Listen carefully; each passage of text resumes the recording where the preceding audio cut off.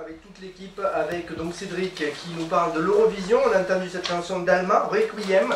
Voilà, donc un petit pronostic dans l'équipe. Voilà, Camille est à fond sur l'Italie, je crois. Ouais, c'est ça. Moi, je l'Italie, sur l'Italie. apparemment c'est une belle petite chanson en Italie aussi. Elle chante en anglais ou en italien? Voilà, c'est Francesco Gabani qui chantera pour l'Italie. Est-ce que tu aimes la chanson ou le chanteur? Les deux. Voilà, Mais le chanteur, il est pour beaucoup. Elle avoue, forcément. Qui c'est qui chante pas aussi? Donc voilà, petit pronostic pour la France. 20 premiers. France, Allez-y, points. les 10 premiers. Allez, Dans les entre la 10e et 15e place. Entre la 10e et 15e pour Martin. Moi, je vois la 2e et 5e. La 5e et la 10e, allez, comme Amir, ça serait bien. Voilà, bon, mais moi je pense 10, 11e. Voilà. Nico, qu'est-ce qu'il dit? Il Il ne regarde pas. 52e. Dernière. Allez, hop. Oui, je sais pas, on a déjà eu des représentants qui ont fini dans les derniers. Hein. Oui, on a eu. Beaucoup. Il y a 2-3 ans, là, je crois que Indonésienne, celle qui avait chanté une chanson sur la guerre, je pense. C'était qui? Golden Moustache, il n'y avait pas ça. Angoun. Angoun, elle n'avait pas été Elle est terrible. finie dernière. Moustache aussi. Dommage parce qu'elle chante bien en plus. En good, oui. Ah ouais, elle chante bien, oui. Et en plus, ouais, on aime bien la chanteuse aussi. Ah ouais.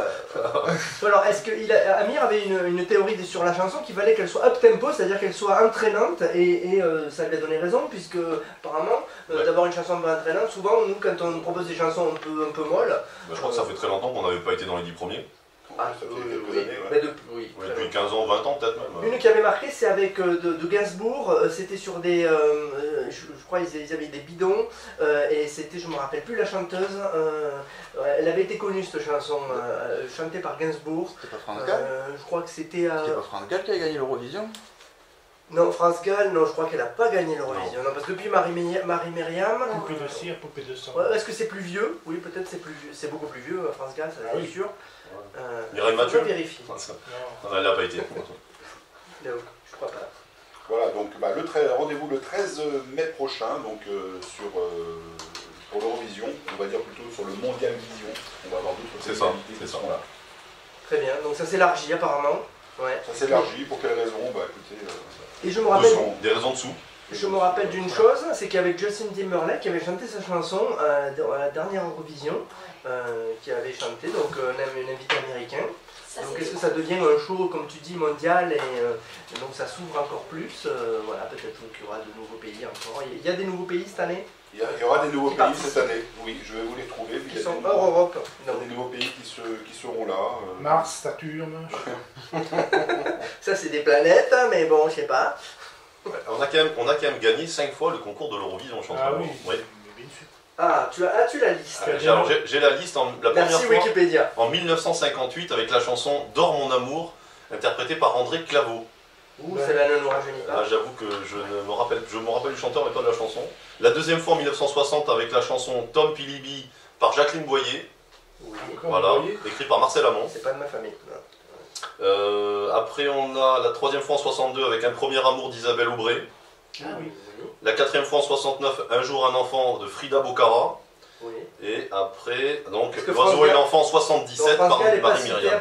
Non, pas dans les voilà. Et on a fini 4 fois deuxième, voilà. Et en troisième place 7 fois. C'est quand même pas mal. Il y a des chanteuses qui sont venues en France, Céline Dion, qui ont participé pour d'autres pays, qui ont gagné pour le Luxembourg, qui ont gagné pour d'autres. Donc c'est peut-être le cas de France Gall à vérifier. À voir, c'est des fois des stratégies. Ce n'est peut-être plus le cas maintenant, mais ça se passait dans les années 60, 60-70. Voilà. Donc ça veut dire qu'on n'a pas gagné l'Eurovision depuis 77. C'est ça. Ah oui, c'est pas mal. Ça fait 40 ans. 40 ans. Il s'avérait que peut-être la Chine soit dans une demi-finale. Pas de problème. Voilà. D'accord. Il n'y a pas de chouchi parce qu'ils sont pas très loin de l'Europe, donc maintenant... Oui, c'est sûr, ils sont collés à l'Europe. Hein. C'est juste à côté. Voilà. Si tu passes par l'Inde, le Moyen-Orient et que tu arrives en Russie, puis que tu arrives en Ukraine, puis que tu arrives en France, bah t'es à côté. C'est voisin quoi. Moi je dirais que pour la Chine, on aime ou on n'aime pas. Oh, Il fallait le signaler, c'est vrai. Voilà. Et donc il y a des pays qui participeront pas cette année, comme Andorre, la Bosnie-Herzégovine, qui quand même était souvent dans les premiers, Oui. le Luxembourg, Monaco, la Slovaquie et la Turquie, et le Maroc. Le Maroc, parfaitement gros, bien sûr. Et apparemment était toujours dans les demi-finales. La Turquie participe, je crois. Non, je demande non. L'an dernier, ils avaient participé, il me semble. Est-ce juste que certains pays soient qualifiés d'office et d'autres pas? Là, j'ouvre le débat. Mais c'est parce que ce sont ceux qui ont organisé au départ, c'est ça, qui sont privilégiés? Comment ça se passe? T'as pu te histoire de là-dessus? Alors, il faut savoir qu'il y a des... au niveau de la finale, il y a des pays qui sont d'office dans la finale. Ce sont dans les pays organisateurs, donc nous avons, enfin des pays organisateurs précurseurs, c'est l'Allemagne, l'Espagne, la France, l'Italie et le Royaume-Uni. Ce sont les pays qui sont donc officiellement déjà qualifiés pour la finale. Mais c'est normal ça ou... Ce sont les plus gros contributeurs financiers. Ah voilà, peut-être pour ça. C'est eux qui ont créé l'événement il y a des millénaires de ça. C'est le portefeuille quoi. En 978 après Jésus. C'est les producteurs. Voilà, plus le pays hôte, qui lui est bien sûr d'office qualifié. Et après les pays posent leur candidature, enfin, c'est eux qui décident s'ils envoient un représentant ou pas.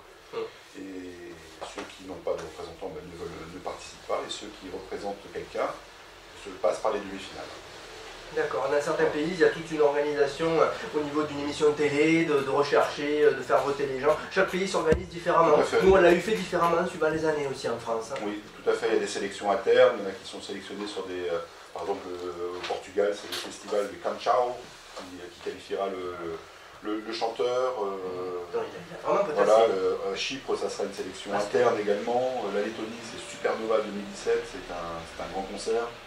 Voilà, donc il y a plusieurs phases de qualification et de choix également des télévisions. Hein. C'est souvent les télévisions qui choisissent leurs représentants.